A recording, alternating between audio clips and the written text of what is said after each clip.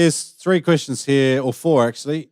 They're all about the long tail. Matthew says, as soon as a unit as effective as Shark Shield can be made without the cumbersome tail, it would fly off the shelves. Mark says, thanks for letting us know. I would ask for the best tips for overcoming the very common problem of getting the 2 meter Freedom 7 cable wrapped around your fins and or float line. I find it a constant hassle. Can they design a Yeah. cableless version of the Freedom 8? Thanks again. Love the podcast. Sergio says, any improvements on the bulk antenna?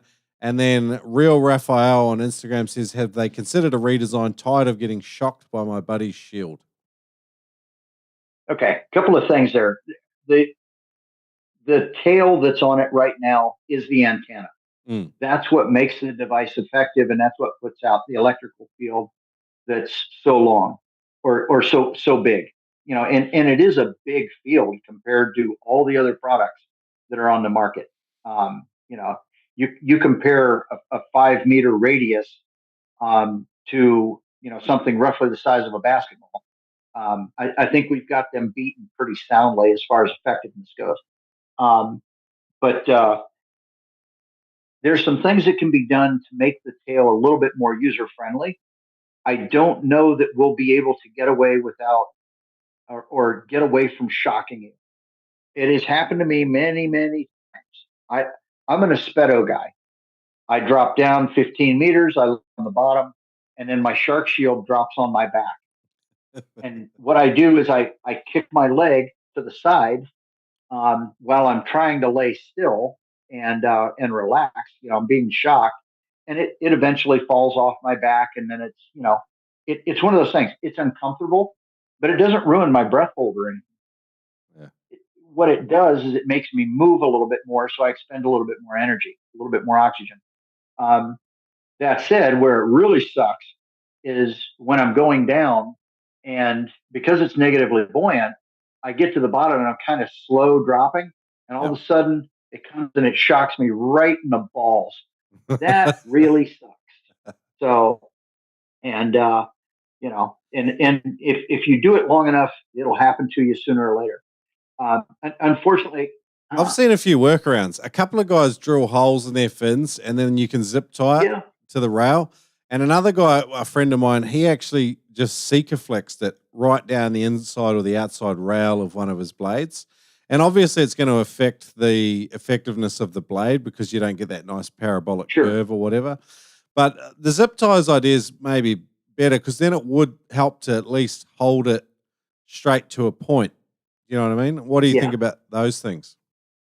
So if I was going to attach it to my fin, I think the idea there would be to attach it approximately where the tendon ends, because there's less flex halfway down the fin as opposed to all the way at the end of the fin.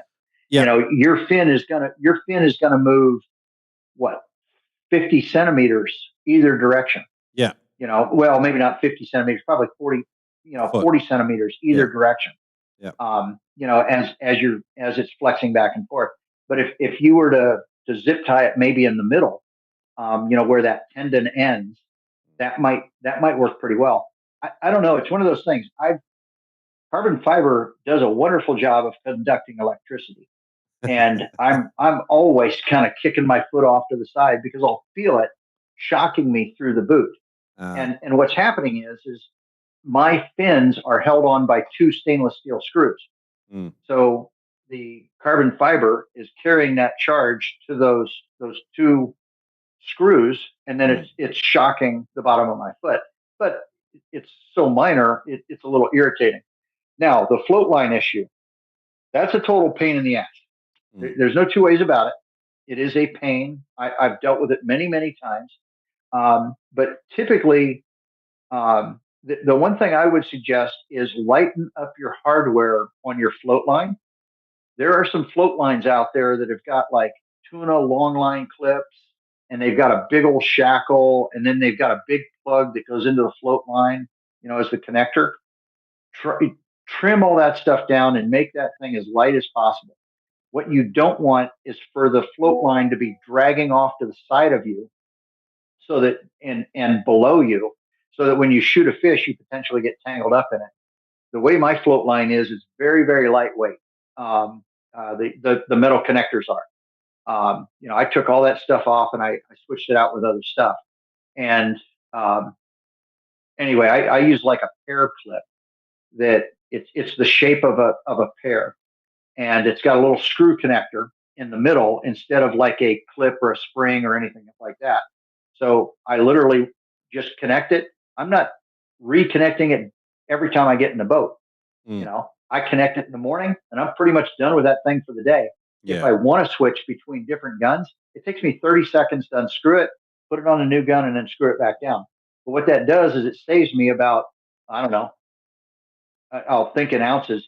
It'll save me 4 or 5 ounces, which is, let's say, 120 grams. Mm. That's a lot of weight. And if so my float line, when I'm in the water, my float line is almost entirely up above me. Mm. So as I'm spinning around in the circle, oftentimes we'll go down and we'll kind of spin in a circle, or we'll go taking off after a fish. That float line's above me the whole time.